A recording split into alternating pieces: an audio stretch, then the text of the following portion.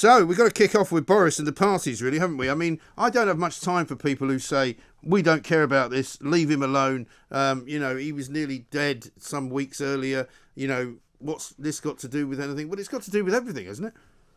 Well, this final party, a clear emailed invitation from Boris's private parliamentary secretary, principal private secretary, Martin Reynolds, inviting people to enjoy the lovely weather at a socially distanced party in the garden of number 10 Downing Street. I think this is the final nail in Boris's coffin. I think he's in big, big trouble on this one.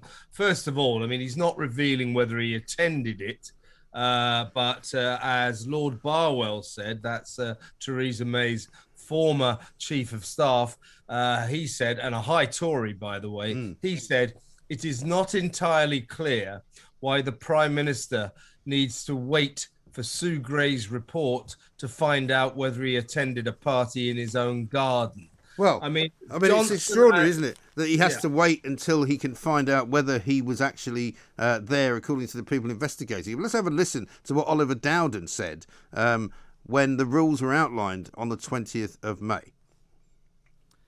So, step one, as the Prime Minister announced this week, those who cannot work from home should now speak to their employer about going back to work.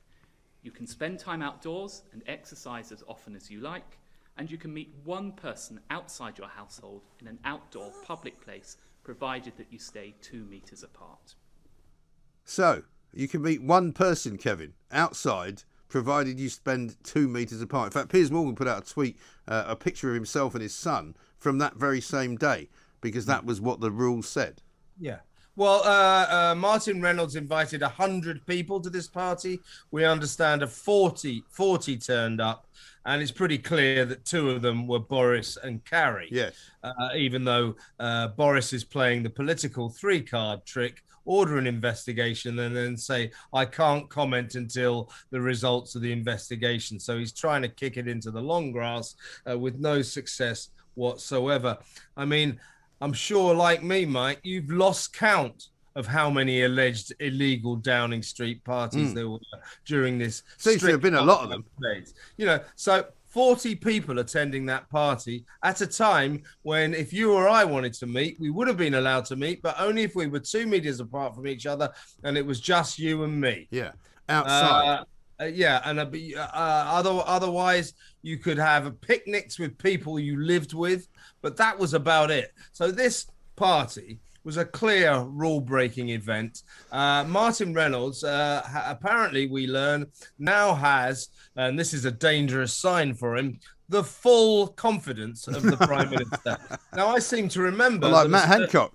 I seem to remember a certain Matt Hancock, when he was playing tonsil tennis, caught playing tonsil tennis in the health department in the middle of the lockdown, also had the Prime Minister's full confidence 2 days before he went. So, Mr. Reynolds, I suspect your career is about to hit the downhill slide. But Deputy heads will roll, Mike. That's it. Deputy He'll join the long list of people like Dominic Cummings, Allegra Stratton, and now this guy Reynolds. When is the main event going to come where somebody says to Boris, actually, it's your turn, mate, take responsibility? If he can't imagine telling the world that he was either there or not there, and he will be asked tomorrow at Prime Minister's Questions, surely there will be an easy question. It will be a tap-in for either Sir Keir Starmer, if he's finally coming out of isolation, or Angela Rayner, to just say, Boris, can't you just tell us whether you were there or not? Yes or no?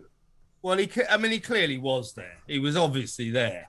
But he's worked out a way of not actually lying about it, but just saying, I'm waiting for Sue Gray's investigation. But everybody in Downing Street knows he was there. But it's not just him, it's everyone else who was there. I mean, it is absolutely breathtaking.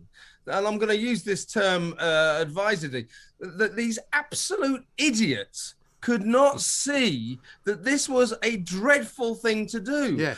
That they could not see that the people of Britain might say, wait a minute, so there's one rule for us and a completely different rule for the Westminster elite, Boris's mates. That's not acceptable. That's political suicide. Yeah.